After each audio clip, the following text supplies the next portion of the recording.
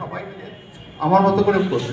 সেটা হচ্ছে আমি বলি এখন যে এই পৃথিবীর কোটি কোটি মানুষকে সেবা দিয়ে সুস্থ করতে চাই, তাদের হাসি ফোটাতে চাই, তাদের দুঃখ যন্ত্রণা কষ্ট দূর করতে চাই।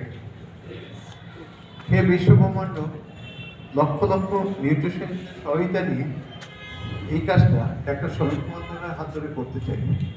তুমি আমাকে সেই শক্তি দাও, জ্ঞান দাও, বিদ্যে দাও, বুদ্ধি দাও, ধৈর্য দাও, শক্তি দাও।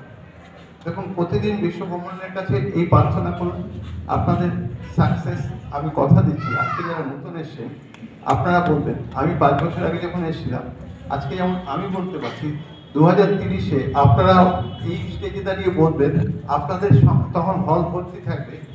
এই কথাটাই আবার 2035-এ মানুষ, কারণ আমি একটা জিনিস বুঝেছিলাম যে আজকে কোটি কোটি মানুষকে যখন আমরা সেবা দেবো, আমাদের দেশে, আমাদের ভারতবর্ষে সেবা দিয়ে সুস্থ করব, একবার ভেবে দেখেছেন কোটি কোটি মানুষের কর্মসংস্থান হবে।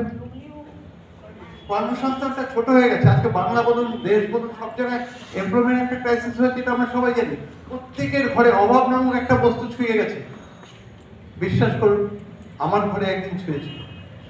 আমি যেদিন 7টা বছর অসুস্থ ছিলাম, 7টা বছর কোনো রোজগার করিনি, একটা সংসারের ঘানি প্রত্যেককে টানতে হয়, সেই ঘানিটা আমার চলছে, অথচ ইনকাম নেই, কি দুরবস্থা সেই দিনটা আমি কাটিয়েছি। সেখান থেকে আজকে বলতে পারি আমার মাসের প্রথমে আমি অভাব ঠিক করি না, মাসের শেষেও ঠিক করি না, শুধু সেবা দিয়ে একটা সমাজের কাছে একটা মডেল হয়েছিল, নিজেকে রোল মডেল করা ছিল। আমি বলেছিলাম সেবা দিয়েই আমরা পারবো। অনেকে আমাকে বলছে সেবা দিয়ে হয় নাকি, আমি বললাম সেবা দিয়েই সম্ভব।